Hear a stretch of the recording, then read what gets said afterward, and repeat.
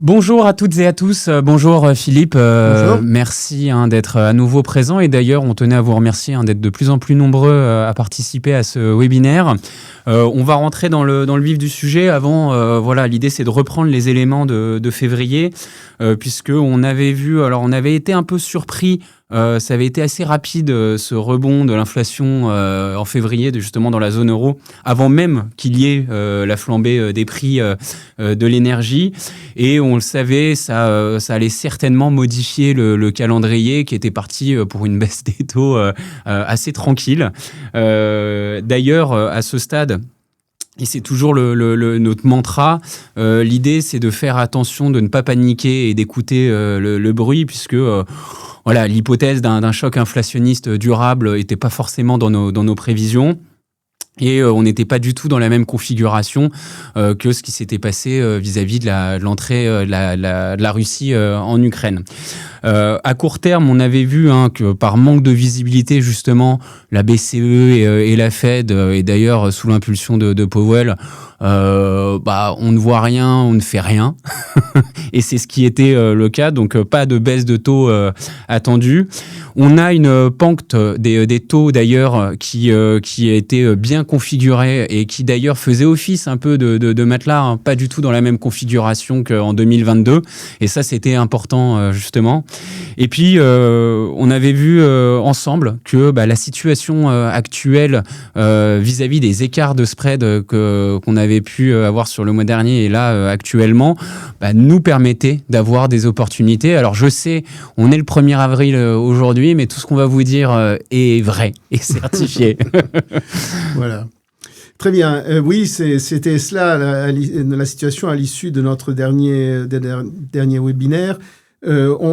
Si on commence par faire un petit point sur le conflit en Iran, qui est effectivement au cœur de l'actualité actuellement, et sans vouloir revenir dans tous les détails, parce qu'on est à brevet d'informations, pas toujours justes d'ailleurs, sur le sujet à longueur de journée. Ce qu'on peut toutefois en dire, c'est que donc après 4 semaines, il y a eu plus de 15 000 frappes des États-Unis et d'Israël sur l'Iran, que ces frappes ont conduit à la décapitation du régime avec... dès le premier jour, l'élimination du guide suprême Khamenei et de très nombreux dirigeants de la République islamique. Et puis, au fil des bombardements, de nombreux chefs militaires et responsables politiques ont continué à être tués. Du coup, Israël et les États-Unis ont acquis une supériorité totale dans les airs au-dessus de l'Iran, de façon à pouvoir mener leurs opérations librement. Grâce à ces frappes, ils ont réussi à détruire un certain nombre de réserves de missiles et de drones, et surtout à rendre beaucoup plus compliquée la production de nouveaux missiles, de nouveaux drones, en bombardant les usines de fabrication. Et enfin, une grande partie de la marine iranienne a été éliminée. En sens inverse, l'Iran, après plus de 4 semaines de conflit, continue à envoyer des missiles et des drones, montrant ainsi que toutes ces capacités n'ont pas été éliminées.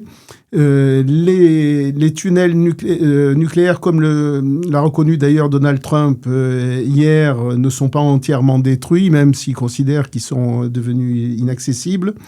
Et le détroit d'Ormuz est aujourd'hui bloqué et sous contrôle iranien. Les Iraniens qui laissent passer certains navires amis, Chine, Pakistan, Inde, et bloquent les autres, donc plusieurs centaines de navires, en particulier à destination des pays occidentaux, qui sont bloqués dans le Golfe. Le conflit s'est étendu régionalement, puisque l'Iran a bombardé non seulement Israël, mais aussi les pays du Golfe, que le Hezbollah est entré dans la guerre en support du l'Iran bombardant Israël et que Israël a répliqué fortement au sud du Liban, avec de très nombreux déplacés, plus d'1 million de déplacés au sud du Liban.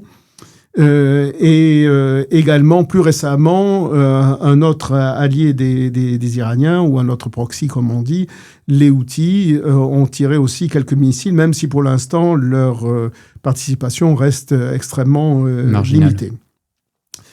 Le résultat de tout ça à ce stade, et pour ce que l'on peut en savoir, c'est que aucun des objectifs majeurs qui avaient été énoncés au début de la guerre, c'est-à-dire l'élimination du programme nucléaire, l'élimination du programme balistique ou le changement de régime, n'ont encore été totalement atteints par les États-Unis et par Israël, même si dans chacun de ces domaines, ils ont porté des coups extrêmement durs, comme on l'a dit, que ce soit sur le nucléaire, sur le balistique ou sur le régime lui-même. De ce fait, on vit un peu au gré des déclarations quotidiennes de Donald Trump, et ces dernières déclarations, c'est que le conflit, pour les États-Unis, en tous les cas, le conflit devrait s'arrêter dans 2 à 3 semaines. On ne sait pas si ça voudra dire un arrêt total du conflit ou si cela pourra continuer avec d'autres belligérants que pourraient être non seulement Israël, mais aussi les pays du Golfe, dont certains envisagent de rentrer dans la guerre. Enfin, il y a des négociations qui sont en cours, mais sur lesquelles on entend les informations contradictoires venant des différents partis, et donc il est très difficile de savoir précisément où on en est. Si on regarde maintenant quels ont été les impacts de tous ces événements sur le marché de l'énergie. Vous avez en haut donc le gaz naturel et le pétrole en 2025 et 2026. Et vous voyez que donc effectivement sur la droite, il y a eu un bond très fort à la fois du gaz et du pétrole avec le début de la guerre en Iran. Pour autant, quand on regarde les deux graphiques du bas, on se rend compte que, en tous les cas pour les gaz, on est très loin de ce qu'on avait connu au moment du début du conflit en Ukraine. Et y compris du côté du pétrole, on n'a pas atteint les records qu'on avait atteints au moment du conflit en Ukraine, du début du conflit en Ukraine. Et en plus, on a, grâce aux déclarations récentes de Donald Trump, une petite détente sur les prix du baril de pétrole, même si il reste beaucoup plus élevé qu'à la fin février. L'impact sur les taux des emprunts d'État français et allemands. Vous avez ici les courbes d'évolution de ces taux à 10 ans, à gauche pour la France et à droite pour l'Allemagne. On voit donc très nettement la hausse extrêmement forte et rapide que l'on avait eue au moment du conflit en Ukraine en 2022. Mais on rappelle qu'à ce moment-là, on venait de taux qui étaient négatifs. Et donc, sur un laps de temps très court, on a eu une très forte hausse des taux. Cette fois-ci, quand on regarde à droite sur chacun de ces graphiques, on voit qu'il y a eu effectivement un rebond des taux à 10 ans, mais que ce rebond reste limité et qu'on n'est pas à des niveaux très en dehors de ce que l'on a connu ces 2 dernières années. Donc oui, un mouvement de hausse significatif, puisqu'il a pu atteindre 50 ou 60 points de base, 60% de hausse à certains moments, avec une détente que l'on connaît aujourd'hui. Mais de toute façon, rien qui soit en dehors des niveaux de taux que l'on a connus ces dernières années.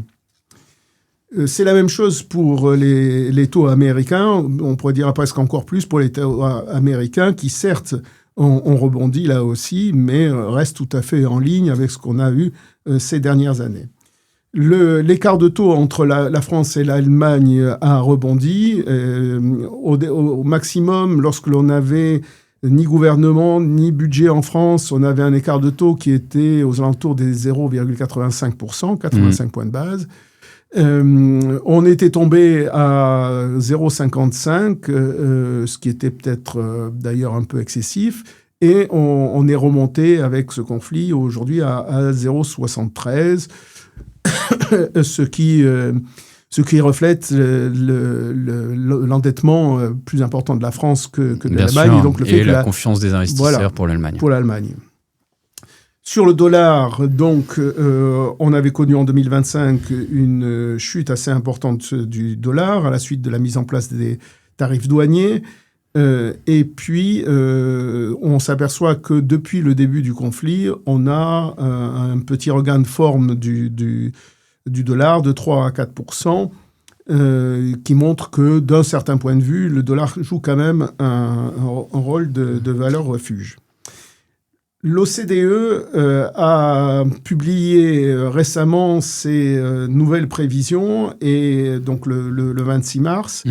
Et si on regarde ces prévisions de croissance pour le monde, qui donc incluent les conséquences que l'on pouvait connaître au 26 mars du conflit en Iran, on voit que ces nouvelles prévisions modifient effectivement et de façon assez naturelle les perspectives de croissance, mais de manière assez modérée. Ainsi, globalement, et de manière peut-être un peu surprenante, pour l'ensemble du monde, les nouvelles prévisions de l'OCDE sont plutôt un peu plus élevées que ce qu'elles étaient précédemment, à 3%, donc quand même une croissance tout à fait acceptable. Pour la zone euro, là, il y a un impact puisque la croissance a été revue en baisse de 0,4% et serait aux alentours de 0,8%. C'est-à-dire qu'au lieu d'être légèrement au-dessus de 1, on serait légèrement en dessous. Et ça, c'est de par notre forte dépendance justement aux énergies fossiles. Aux énergies fossiles, absolument. Et puis aux États-Unis, là, en revanche, la révision s'est faite, là aussi, peut-être de manière un peu contre-intuitive, par une hausse de la prévision de croissance liée, en fait, à l'acquis d'activité qui avait été observé à la fin février. Oui, puis moins dépendant des énergies fossiles. Et les États-Unis sont évidemment beaucoup moins dépendants puisqu'ils sont plutôt exportateurs de gaz net exportateurs de gaz et de pétrole. Sur l'inflation, là aussi, assez naturellement, les événements récents en Iran ont un impact, mais cet impact, là aussi, est relativement limité. Sur l'ensemble du G20, l'OCDE a remonté sa prévision d'inflation de 1,2% pour atteindre 4%. Sur la zone euro, elle a relevé de 0,7 pour atteindre 2,6. Donc, on repasserait au-dessus de la cible de la BCE qui est à 2%, mais tout de même de manière assez modérée, puisque 2,6, ce n'est quand même pas excessif. Et 4,2 pour les États-Unis, donc un impact un peu plus important compte tenu de l'activité justement aux États-Unis, avec une révision de 1,2 à la hausse sur l'inflation pour atteindre 4,2. Donc on le voit, un impact de la hausse de prix de l'énergie sur l'inflation, en tous les cas sur les prix, parce que entre la hausse des prix et l'inflation, il y a une marge tout de même qu'on ne peut pas franchir aussi facilement, qui suppose que cette hausse des prix de l'énergie entraîne l'ensemble des prix à la hausse avec la mise en place d'une boucle prix-salaire, ce que l'on n'observe pas actuellement, d'autant plus que le marché du travail aux États-Unis comme en Europe se détend un peu avec des taux de chômage qui ont plutôt tendance à monter et donc qui ne favorisent pas la hausse des salaires. Si maintenant on regarde les indices avancés, c'est-à-dire les PMI, les indices des directeurs d'achat, aussi bien en zone euro qu'aux États-Unis, on a baissé par rapport à ce qu'on avait en février, où on était aux alentours des 52, sachant que 50, c'est la limite entre croissance et récession. Tout à fait.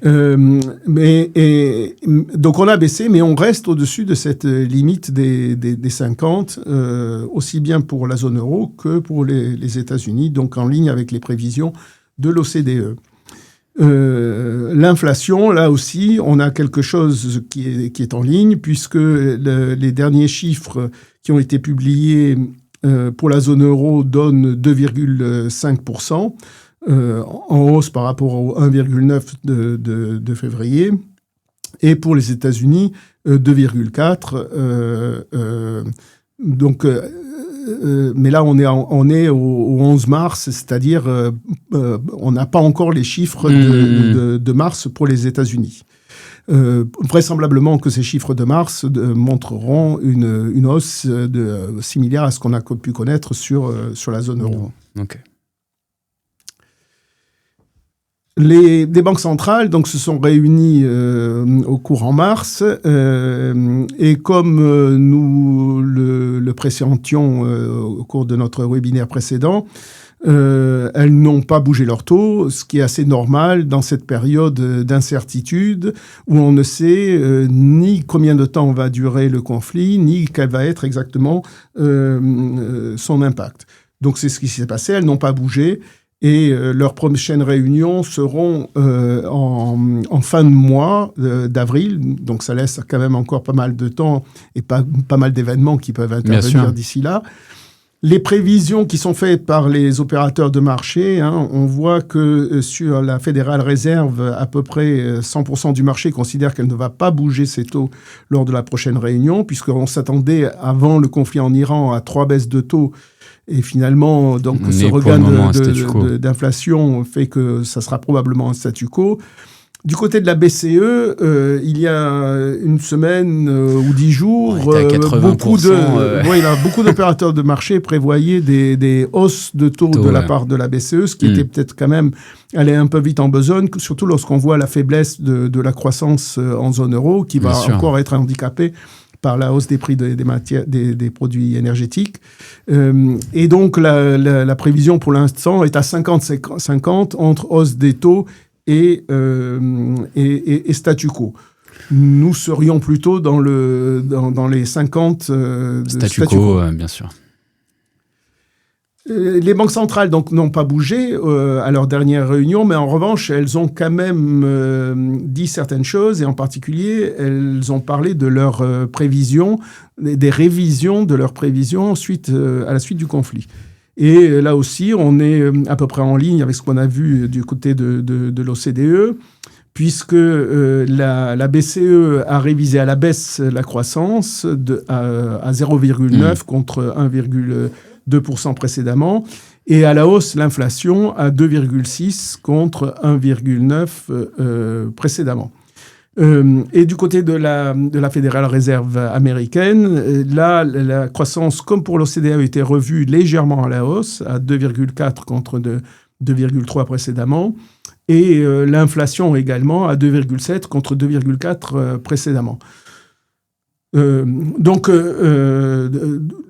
Pour l'instant, on peut dire que tous les prévisionnistes, en tous les cas de ces grandes organisations, qu'elles soient Banque centrale ou organisations internationales comme CDE, font des prévisions qui sont relativement modérées en ce qui concerne l'influence du conflit sur la situation des économies.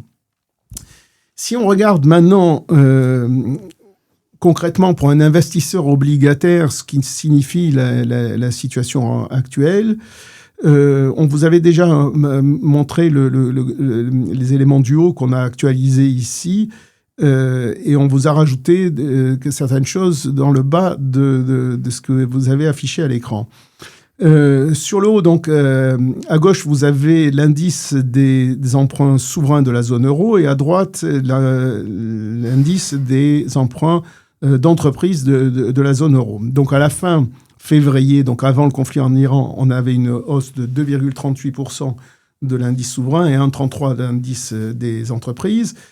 Et au 31 mars, on était à moins 0,30, donc lié à la hausse des taux que l'on a connue du fait du conflit, et à moins 1% depuis le début de l'année, donc du côté des emprunts d'entreprise. Ce qui montre bien que certes, il y a eu une correction, certes, il y a eu une baisse des indices, mais on n'est pas dans des zones catastrophiques. Et pour mesurer ça, si on regarde maintenant les éléments qu'on fournit en bas de ce tableau. Avant peut-être de regarder justement les éléments en bas, dire à nos auditeurs que la performance, que ce soit sur les États ou les corporates, on était peut-être allé un peu rapide en besogne. Oui, parce que rapporter justement ça. à 6 fois sur l'année une performance à 2,38, ça nous amène à 15%. Et sur un 33, ça nous amène à 10%. Est-ce que c'est la réalité du marché obligataire aujourd'hui ? Non. Donc oui. Donc on a corrigé cela et finalement la performance à ce stade, malgré la hausse des taux, n'est pas catastrophique. Et donc ça, on le voit dans les éléments que l'on vous a fournis en bas. Si on regarde l'indice des emprunts souverains, si on regarde quelle était la performance sur 2 ans de cet indice des emprunts souverains en octobre 2023, lorsque l'OAT, donc l'emprunt d'État français à 10 ans, était à 3,6%, c'est-à-dire proche de ce qu'il est aujourd'hui, on s'aperçoit qu'à ce moment-là, l'indice avait fait quasiment moins 20%. Et c'est l'actif sans risque, ça, c'est ça. Et c'est l'actif sans risque. Et aujourd'hui, avec un OAT qui est donc à peu près dans les mêmes eaux, si on regarde la performance de ce même indice sur 2 ans, on est à plus 1,1. Donc on a quand même un écart de plus de 20% entre les performances observées sur 2 ans de cet indice en octobre 2023 et aujourd'hui. Ce qui montre bien qu'on n'est pas du tout dans la même situation. Et alors quand on regarde les entreprises, l'indice des entreprises en 2023 sur 2 ans avait fait moins 12,3%. Et aujourd'hui, il a plus 6,7%. Donc là aussi, on voit bien qu'on a une différence d'à peu près 20% et qui montre qu'on n'est pas du tout dans la même situation et que les investisseurs obligataires ne sont pas du tout pénalisés dans la même mesure que ce qu'ils avaient été en 2022-2023.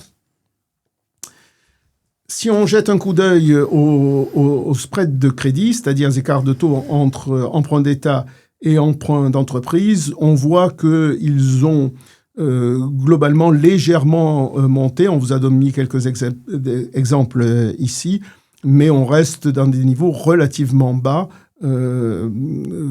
comparé à l'historique. Les courbes de taux se sont translatées vers le haut. Vous voyez que la courbe rouge, qui est celle d'aujourd'hui, par rapport à la courbe jaune, aux courbes jaunes qui sont celles de fin février, on voit que les taux ont monté, c'est ce que l'on a vu précédemment, et qu'ils ont monté légèrement plus sur le court terme que sur le long terme, ce qui a conduit non seulement à une translation vers le haut des courbes, mais aussi à un léger aplatissement. On a un phénomène à peu près identique sur les taux américains. Quelles conclusions en tirons-nous aujourd'hui dans les conseils, puisque nous sommes conseillers en investissement financier, et en particulier sur les marchés obligataires? Quelles conclusions en tirons-nous pour nos clients ? D'abord, on n'a jusqu'à présent pas recommandé de faire de mouvements importants dans les portefeuilles parce que dans un environnement aussi incertain que celui que l'on connaît aujourd'hui, avec une volatilité, même si les écarts sont pas énormes, on l'a vu, il y a une volatilité très importante d'un jour sur l'autre. Il suffit d'une déclaration par-ci, par-là ou d'une information pour faire bouger les marchés de taux de 10 centimes à la hausse ou à la baisse sans problème. Donc là, dans ce genre de marché, il faut éviter ce qu'on appelle... paniquer. Voilà, il faut éviter ce qu'on appelle les portes de saloon, c'est-à-dire se retrouver à l'envers à la hausse, puis à nouveau à l'envers à la baisse, et finalement bouger beaucoup pour surtout prendre des pertes. Et il faut en sens inverse pouvoir tirer opportunité de ce qui se présente en termes d'arbitrage ou d'opportunité d'investissement. Il faut surtout ne pas oublier que sur un portefeuille obligataire, contrairement à ce qui peut se passer sur un portefeuille d'actions, la rentabilité, elle ne vient pas de la croissance des résultats des émetteurs, des résultats des entreprises, elle vient du passage du temps. Ce sont des produits de taux d'intérêt et les taux d'intérêt s'accumulent avec le passage du temps. Donc, si vous achetez une obligation à 5 ans avec un rendement de 4% à l'origine, et si vous la détenez jusqu'à l'échéance, normalement, et donc pendant 5 ans, eh bien, vous aurez 4% par an, comme c'est prévu. Donc, Les mouvements de taux, à un certain moment, peuvent avoir un impact assez important sur la valeur instantanée du portefeuille, mais le passage du temps ramène tout ça à des choses plus normées, tout simplement parce que c'est avec le passage du temps que l'on engrange le portage des obligations. Et donc, ce que l'on peut simplement aujourd'hui conseiller, si on a des investissements à faire, des réinvestissements liés à des remboursements, par exemple, ou de l'apport de new money, d'argent frais, eh bien, c'est de viser plutôt les maturités de 3 à 5 ans en investment grade, puisque ces maturités, on l'a vu avec la hausse des taux courts un peu plus importante que les taux longs, offre aujourd'hui des rendements intéressants de l'ordre de 3,5 à 4% selon les qualités de signature, y compris donc en investment grade, et ceci avec finalement une sensibilité au taux qui reste tout à fait mesurée. En conclusion, à ce stade, il n'y a pas d'affolement sur les marchés, et il n'y a pas lieu d'en avoir. Alors, l'avenir est, à ceci de particulier, d'être incertain. Des mauvaises surprises sont toujours possibles, mais à ce stade, il n'y a pas de raison, il n'y a pas d'affolement sur les marchés. Même les corrections des marchés actions restent mesurées. Néanmoins, comme on l'a dit, la volatilité reste très élevée compte tenu de ce brouillard. Chaque fois qu'il y a des informations, des annonces, le marché bouge beaucoup, ce qui crée beaucoup de bruit sans nécessairement avoir des conséquences à terme. Si le conflit ne dure pas trop, ce que Donald Trump a annoncé, mais là aussi, on ne peut pas savoir. Sous et réserve. donc, si l'inflation reste conforme aux anticipations qu'en ont les banques centrales, celles-ci, pour l'instant, et en particulier pour le mois d'avril, devraient conserver des taux, pour la fin avril, donc de la réunion, des taux inchangés. Enfin, nous maintenons ce que nous disions déjà au début, et puis le mois dernier. Le mois dernier, voilà, c'est-à-dire que avec des taux qui ont monté par rapport à la fin février, il y a aujourd'hui plus d'opportunités, en particulier sur ce segment que l'on décrivait du 3-5 ans. Et donc, il peut y avoir des bonnes opportunités à saisir de ce côté-là. Merci Philippe. Merci avec plaisir. À toutes et à tous de nous avoir écoutés aujourd'hui. Puis on vous dit au mois prochain. N'hésitez pas, si vous avez d'autres questions, bien sûr, à revenir vers nous. À bientôt. À bientôt. Bonne journée. Au revoir.